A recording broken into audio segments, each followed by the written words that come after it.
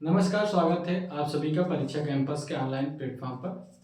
आज की आधुनिक भारतीय इतिहास की क्लास में हम लोग महाराजा रणजीत सिंह की मृत्यु के बाद पंजाब राज्य में हुए सत्ता संघर्ष को लेकर के विस्तार पूर्वक पढ़ेंगे और देखेंगे किस प्रकार से महाराजा रणजीत सिंह की मृत्यु के बाद कि वहाँ की राजनीतिक परिस्थितियाँ क्या हो गई और वहाँ पर अंग्रेजों ने किस प्रकार से सिख युद्धों के माध्यम से, जो दो सिख युद्ध हुए थे, आंग्ल सिख युद्ध, उनके माध्यम से पंजाब पर अधिकार किया।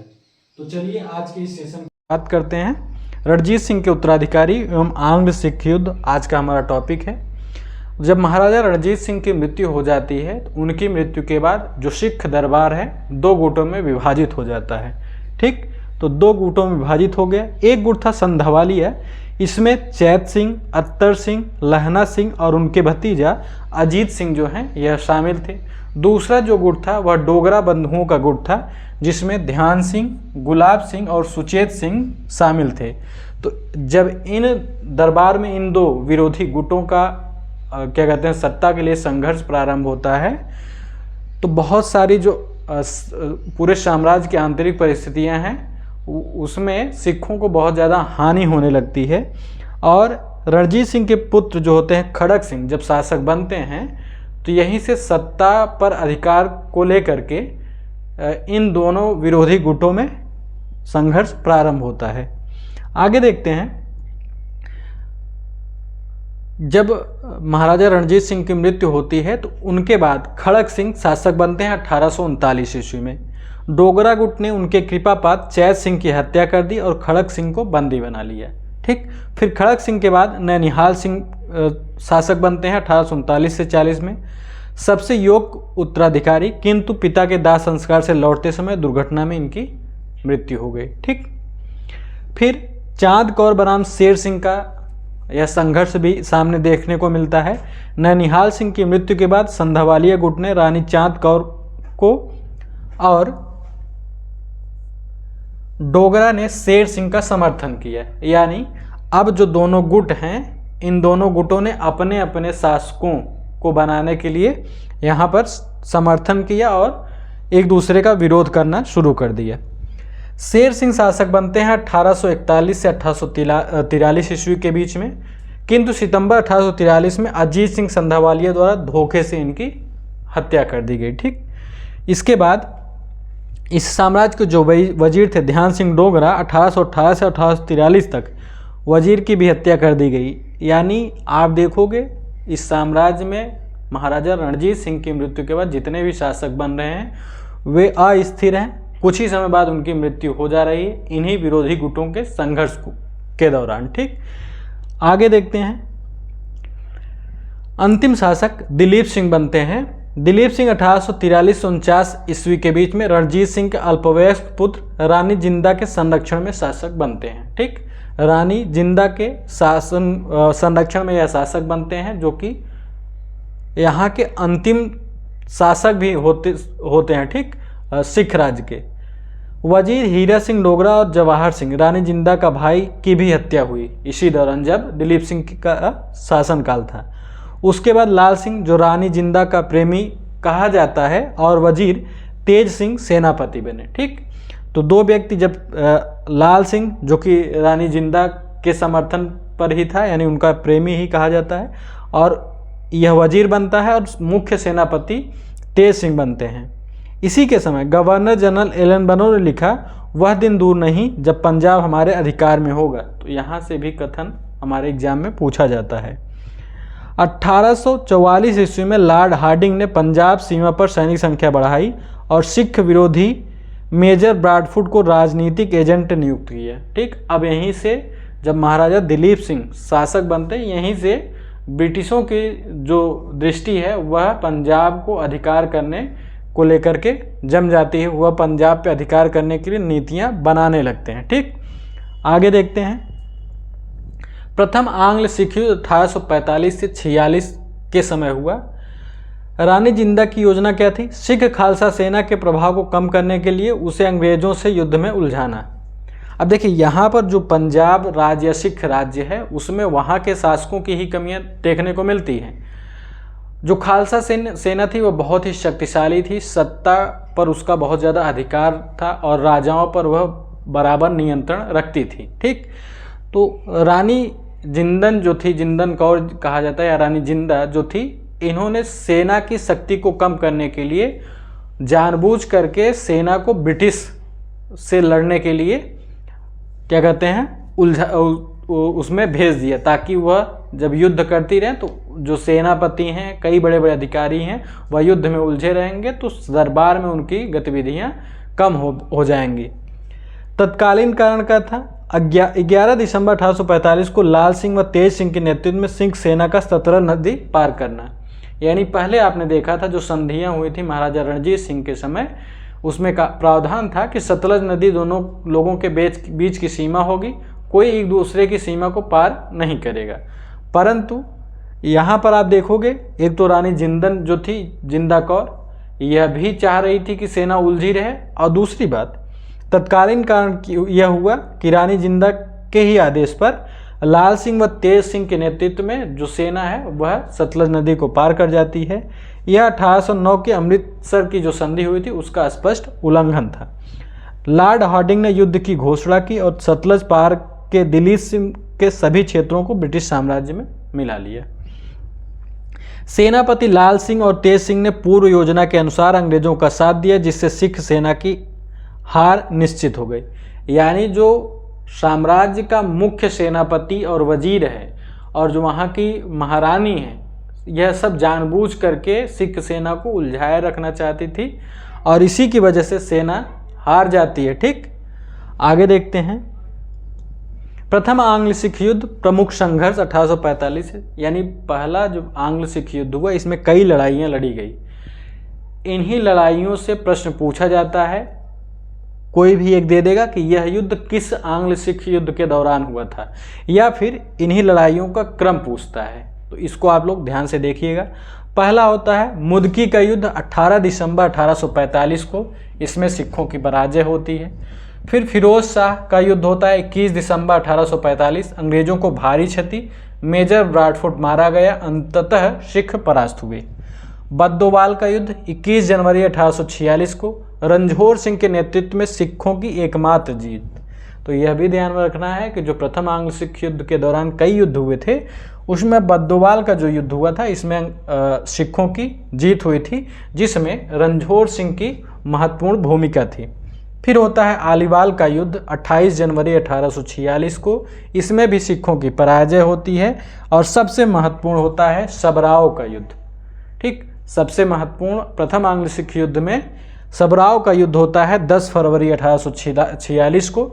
यह निर्णायक युद्ध माना जाता है। इसमें लॉर्ड डफ ने हिंदुस्तान का वाटरलू कहा है। ठीक, इस युद्ध को, सबराव के युद्ध को लॉर्ड डफ ने हिंदुस्तान का वाटरलू कहा है। और इसमें भी अब विश्वासघात तो चल ही रहा था विभिन्न सेना नायकों, वजीरों का, तो इसमें भी क्या कहते हैं सिख सेना की पराजय होती है और बहुत सारे सैनिक जो हैं इसमें मारे जाते हैं। 20 फरवरी 1846 को अंग्रेज़ों का लाहौर पर अधिकार हो गया। तो यहाँ से भी प्रश्न बनता है कि अंग्रेज़ों ने लाहौर पर कब अधिकार किया? तो 20 फरवरी 1846 को सबराव के युद्ध के बाद। आगे देखते हैं। जब प्रथम आंग्ल सिख युद्ध के दौरान सबराव का युद्ध समाप्त होता है तो उसके बाद लाहौर की संधि होती है 9 मार्च 1846 को। इस संधि की प्रमुख शर्तें क्या थी? इसमें था जालंधर दोआब सहित सतलज के दक्षिण के सभी प्रदेश अंग्रेजों को दे दिए गए। ठीक, सिख सेना को 12,000 घुड़सवार व 20,000 पैदल सेना तक सीमित कर दिया गया। यानी अब जो सिख सेना है उसमें मात्र 12,000 घुड़सवार होंगे और मात्र 20,000 पैदल सैनिक होंगे, इससे ज़्यादा नहीं रख सकते हैं। 1.5 करोड़ रुपए की मांग की गई क्षतिपूर्ति के रूप में। बदले में कश्मीर व हजारा का क्षेत्र अंग्रेजों को दिया गया। ठीक, दिलीप सिंह शासक बने पर लाहौर में एक British resident sir Henry Lawrence की नियुक्ति की गई। यानी अब जो जितनी भी निर्णय लेने होंगे, किसी भी विदेशी राज्य से संपर्क करना होगा, संधि बनानी होगी, युद्ध करना होगा, सभी का निर्णय अंग्रेज यानी ब्रिटिश सरकार करेगी। यहाँ की सरकार करेगी, जिसमें सर हेनरी जो लॉरेंस हैं वहाँ पर ब्रिटिश रेजिडेंट के रूप में नियुक्त होते हैं। अंग्रेजों ने 75 लाख नानक शाही रुपयों में कश्मीर गुलाब सिंह को एक अलग संधि 16 मार्च 1846 के तहत बेच दी है। यानी जो यह क्षतिपूर्ति के रूप में 1.5 करोड़ रुपए मांगे गए थे, उसके एवज में कश्मीर व हजारा का क्षेत्र जो अंग्रेजों को मिला था, उसी कश्मीर को इन्होंने गुलाब सिंह को बेच दिया था 75 लाख रुपए नानक शाही जो सिक्का वहाँ पर चलता था। ठीक, कब? 16 मार्च 1846 को एक संधि के दौरान। आगे देखते हैं। फिर एक दूसरी संधि होती है भैरववाल की पूरक संधि, जिसे कहा जाता है 16 दिसंबर 1846 को। इसे लाहौर की द्वितीय संधि भी कहा जाता है। दिलीप सिंह के वयस्क होने तक ब्रिटिश सेना का लाहौर में रहना तय हुआ। प्रशासन के लिए ब्रिटिश रेजिडेंट के नेतृत्व में 8 सिख सरदारों की एक काउंसिल बनाई गई।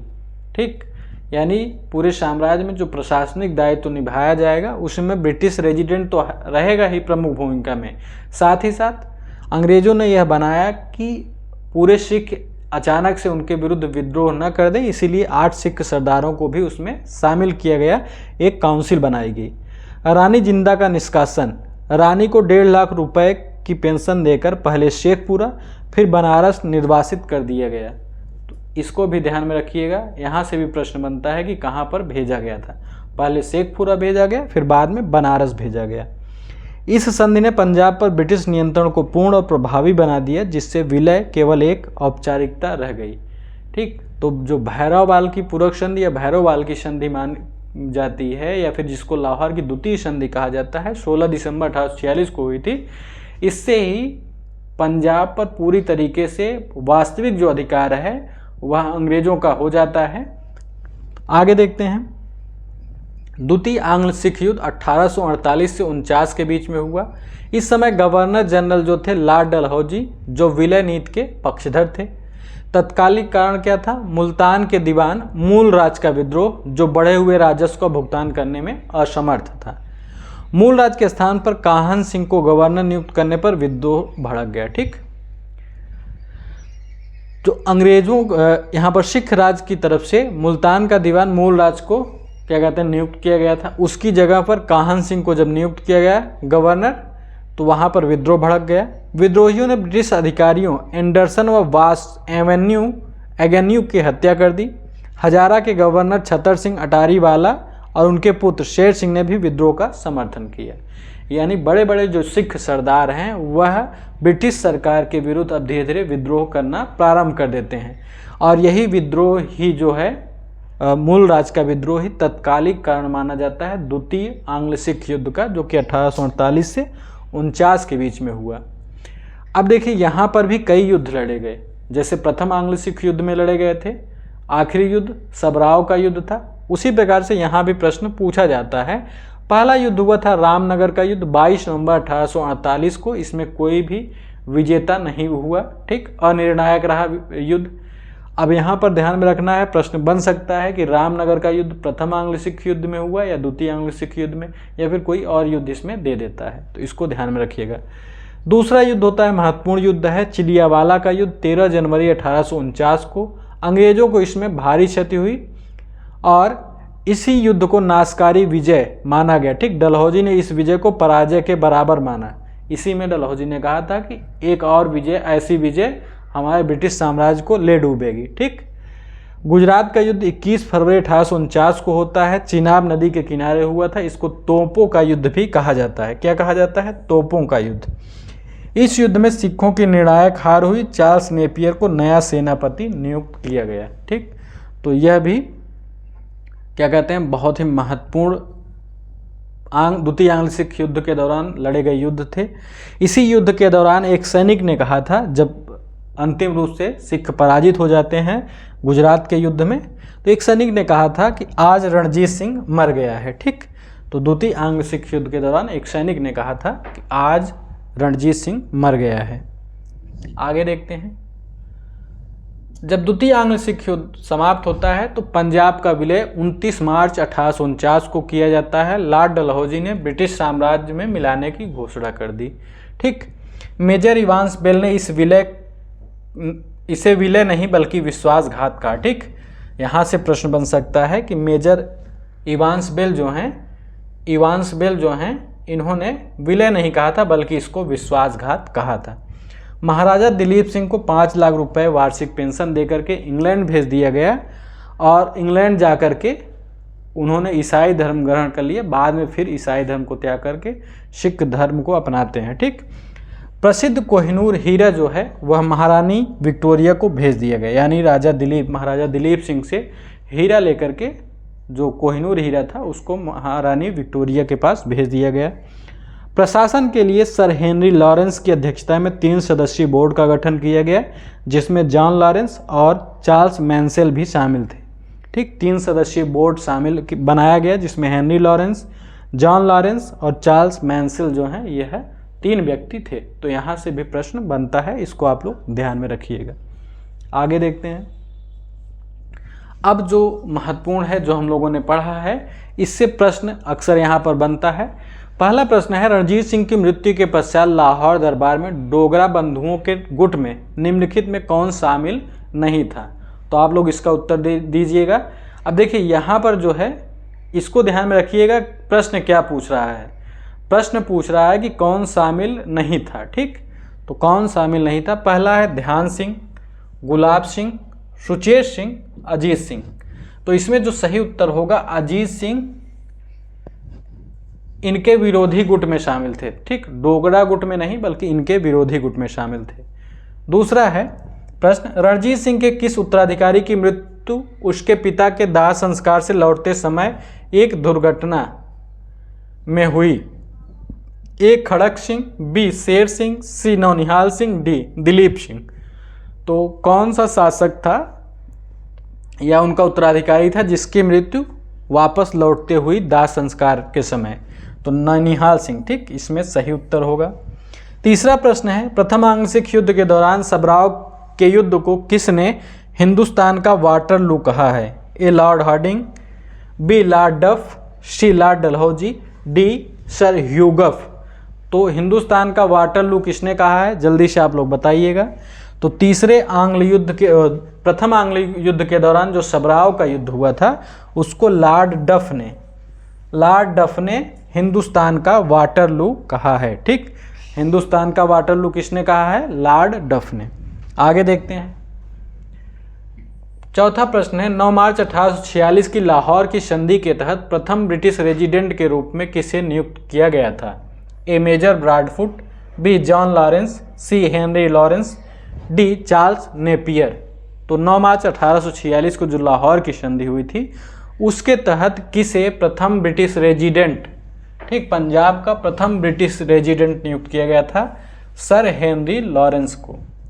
पांचवा प्रश्न देखते हैं, अंग्रेजों ने किस संधि के माध्यम से 75 लाख नानकशाही रुपयों के बदले जम्मू और कश्मीर का क्षेत्र गुलाब सिंह को दिया था? ए लाहौर की संधि, बी भैरवबल की संधि, सी अमृतसर की संधि, डी 16 मार्च 1846 को एक पृथक संधि। तो जल्दी से आप लोग इसका उत्तर दीजिएगा। तो इसमें सही उत्तर जो होगा वह होगा पूरक संधि अलग से की गई थी महाराजा गुलाब सिंह, ठीक, गुलाब सिंह के साथ में। तो उसी के तहत कश्मीर को 75 लाख रुपए नानकशाही जो वहाँ का सिक्का प्रचलित था उसमें दिया गया। द्वितीय आंग्ल सिख युद्ध का तत्कालिक कारण क्या था? ए रानी जिंदा का निर्वासन, बी मुल्तान के दीवान मूलराज का विद्रोह, सी लाहौर दरबार में ब्रिटिश हस्तक्षेप, डी कोहिनूर हीरे की मांग। तो मुल्तान का जो दीवान था मूलराज का विद्रोह। ठीक, इसमें सही उत्तर हमारा होगा बी। आगे देखते हैं, द्वितीय आंग्ल सिख युद्ध के किस युद्ध को तोपों का युद्ध के नाम से जाना जाता है? ठीक, तोपों का युद्ध। पहला है रामनगर का युद्ध, बी चिलियावाला का युद्ध, सी गुजरात का, डी मुल्तान का। तो तोपों का युद्ध किसे कहा जाता है? जल्दी से आप लोग उत्तर दीजिएगा, 7वें प्रश्न का उत्तर दीजिएगा। तो इसमें जो गुजरात का युद्ध हुआ था इसको तोपों का युद्ध कहा जाता है। ठीक, 8वां प्रश्न है, आज रणजीत सिंह मर गया, यह मार्मिक कथन किस युद्ध के पश्चात कहा गया? ए सबराव, बी चिलियावाला, सी फिरोज शाह, डी गुजरात। ठीक, तो अंतिम युद्ध जो हुआ था वह हुआ था गुजरात का युद्ध द्वितीय आंग्ल सिख युद्ध के दौरान। ठीक, इसी को इसी युद्ध के दौरान कहा गया था कि आज रणजीत सिंह मर गया। 9वां प्रश्न है, भैरोवाल की संधि 1846 का सबसे निर्णायक प्रावधान क्या था जिसने पंजाब को ब्रिटिश संरक्षण में ला दिया? दिलीप सिंह को इंग्लैंड भेजना, बी रानी जिंदा को बनारस निर्वासित करना, सी ब्रिटिश रेजिडेंट के अधीन एक प्रशासनिक काउंसिल की स्थापना, डी सिख सेना को पूरी तरह भंग करना। तो भैरोवाल की संधि से संबंधित यह प्रश्न है, आप लोग उत्तर दीजिएगा 9वें प्रश्न का। तो इसमें ब्रिटिश रेजिडेंट के अधीन जो पूरी प्रशासनिक व्यवस्था है उसके अंतर्गत एक प्रशासनिक काउंसिल की स्थापना महत्वपूर्ण भाग थी। ठीक। 10वां प्रश्न है, पंजाब के विलय 1849 के पश्चात गठित 3 सदस्यीय प्रशासनिक बोर्ड का अध्यक्ष कौन था?